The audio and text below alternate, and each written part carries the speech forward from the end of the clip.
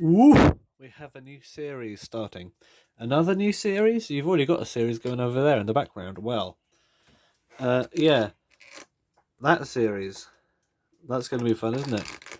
So, if you're not going to enjoy that, which I probably will not, from behind the scenes, because it's probably not. Oh, this swan neck thing.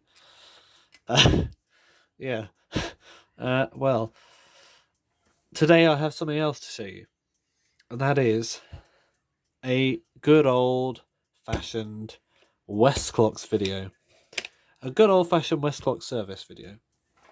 Well, series, in fact. And there is not one Westclox service series coming up, but there will be two Westclox service series coming up. One of which will be.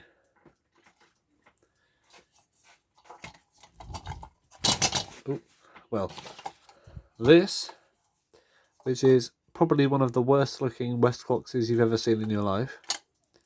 However, I think it has potential. Doesn't it? And not only that, but a Big Ben.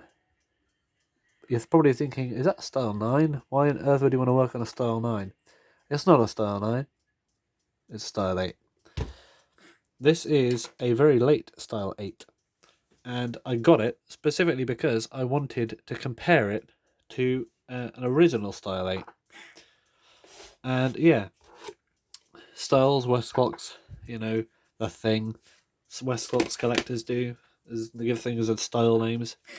Basically, since Westclox started making Big Bens, they started in America, of course, and there have been 10, well, I'm going to say 9, because I'm still not entirely sure if the Big Ben Style 10 really counts as an official Westclox product or not, but let's pretend it does.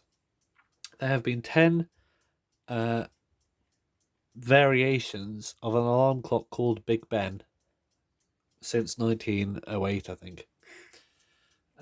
First one, 1908 to about 1935, was a Style 1 and Style 1A.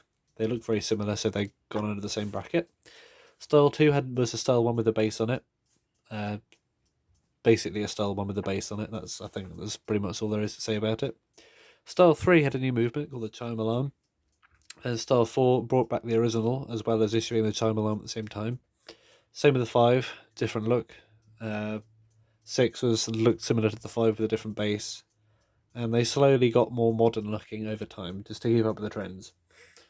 And at some point in 1964, they decided that probably before 1964, but they released it in 1964, they decided that the Style 7 was looking a bit old, and they needed to come up with something else. So they came up with the Style 8, and if you think of Westclox Style 8s, Style 8 is probably one of the most, well, I'd say it's definitely one of the most popular Westclox clocks. Sold very well all over the world, and over here it was one of the factory's main things. They love them, I'm pretty sure. They love making them, they love selling them, they love marketing them. And this right here is an example of one of the earlier ones. It has a brown dial, well, dark brown dial, depends on the lighting, but it's brown, not black. It's a brown dial. This is the luminous version, by the way. The plain one had a white dial with brown hands. This has a brown dial with brass hands and luminous painted numbers and insides of the hands.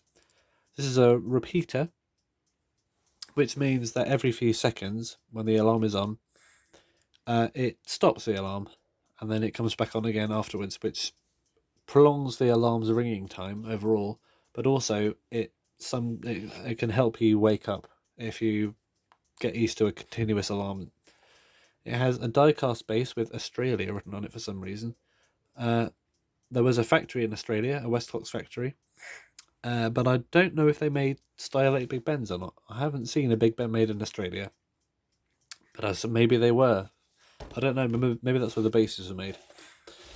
And it has 2 keys on the back, 2 winding keys, 2 setting knobs, a little regulator slot with a sliding little bit of metal that you can slide up and down to keep the dust out of it, and a control here, which is a little brass knob, which you can push it up to make the alarm sound quiet, which I may as well demonstrate now.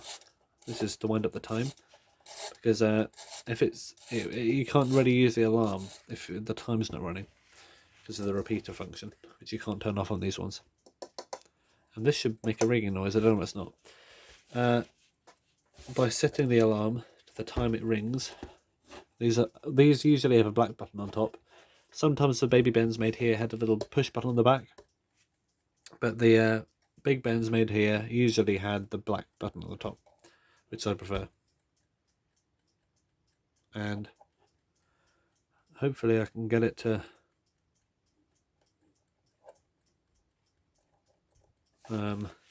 look on past it. It's probably on the repeating time.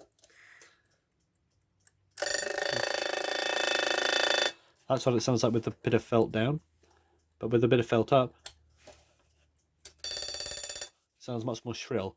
And this bell is not aligned properly. Usually it would make a nice ding ding ding ding ding sound, but for some reason I have not aligned this properly.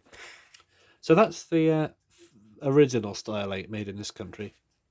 The American ones, the Canadian ones were different. They had a different movement and everything, but these ones had this one. So that is the Scottish-made Style 8 Big Ben repeater, the original one. I've only ever seen repeating Big Bens here. It seems as though overseas you got the option of having a non-repeating Big Ben, but maybe they just decided that was not a feasible marketing thing and no one will buy that anyway over here, because they seem to be 100% of the Big Bens I've seen in this country, Style 7s and 8s, are repeaters. So without that out of the way, we can bring our attention to this. And this here is the late version, because they made these for a while. This is probably about 1966, maybe 67, 68, probably about 67. And this is probably about 79, 80. And it has different numbers on it. It has a black dial instead of a brown dial, which is something that changed quite early on actually. Most notably, it has plastic hands. It has a plastic base, which is also something that changed a bit earlier on, but it only has 2 felt pads. The bezel is no longer brass, it is steel. I think it's steel, thin steel plated in gold coloured stuff. It has plastic controls instead of brass ones on the back. The knobs and keys are made of aluminium instead of brass. There's only one key. How on earth did they manage without that extra key? Well, you'll find out in a bit. And that's it really. Is it any different in size? I doubt it. But you know, it's a much lighter thing. This one has a lot more mass to it. But I don't know why, but it looks like the this one has fared a lot worse, because it's got a bit of surface rust under the paint, it looks like, and the bezel's all worn out and looking a bit odd, whereas this one, which is much older, probably about 20 years older maybe, or maybe 15 years older, is in immaculate condition. So now that's aside, let's look at this thing, because this does not work, and I don't know why I made you wait 9 minutes to move to really get into this properly, but we're missing a rubber foot. Is this even rubber? This looks like, I don't know what on earth that is. It looks like rubber that's gone very, very bad. This, it don't do. It's unwind-upable. That is due to a fault with the spring barrel, but I have not opened this up. Luckily, I have a box full of parts for Westclox alarms, including lots of parts for Style 8s. So I think we will be very, very... I can be very, very sure that we'll be able to get this back together again. So, without further ado, let's open her up. Now, the first thing I like to do, there are a couple of ways to go about this. You can either start by removing the base, or you can start by removing the bell. Personally, I like to remove the bases first.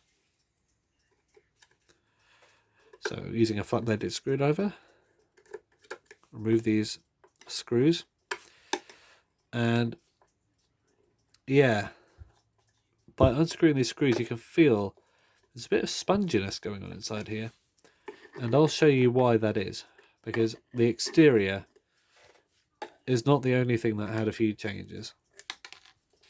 So with the base off, ooh, that should not be glued on. I don't think that's glue, I think that's just very weird grease.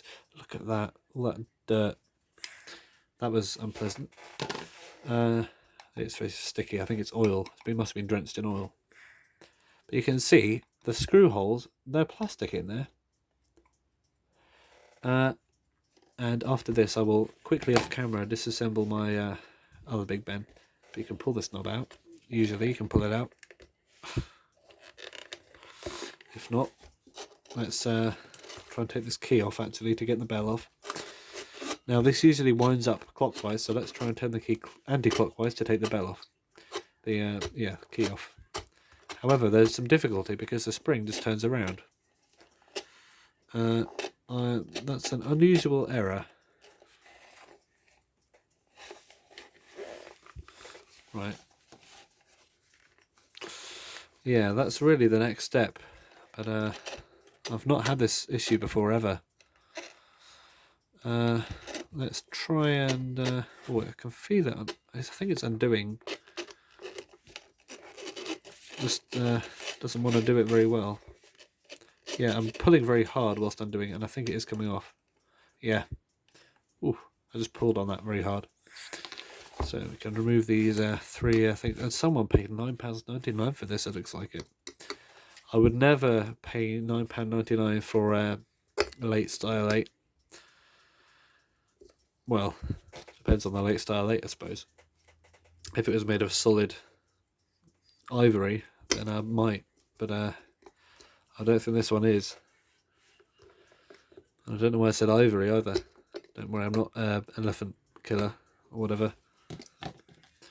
And yeah, look by the looks of it, the screws that go into the base are longer than the ones that go into the back. So remember that. Usually you can pull the buttons off these, but maybe not. Right, that's the bell with these plastic controls. It's like a very hard rubber or soft plastic. But yeah, they slide in and out like that and block the way. But yeah, this is plastic. The inside of the clock is made of plastic, hard plastic. And that is because of a cost-saving measure. So now what I'll do is I'll disassemble our older Big Ben and get it at the same level, just so you can see how stuff really changed. Right, so the differences now are very obvious to see. This one on the right looks like a completely different machine to the one on the left. Now, something interesting I'd like to get to. Well, the inner case of the movement itself, which is this, mainly for dust protective abilities, is made of steel, whereas our later one here is made of hard plastic. But the movement itself is held to the original by screws, washers and rubber grommets. However, this one has no screws or washers, and instead is held to the inside by these plastic plugs which pop over the tips of the movement. And can I get this out? I usually can. I don't want to force it, but yeah, on the original one you can just pull that out because it's split on purpose. So yeah, I think we are where we are with this. So next episode, which will not be long far away, I shall be getting into this thing a bit further, getting the movement out and seeing what's wrong with it, and comparing the movement to its older counterpart. So, triangle of truth. Pew.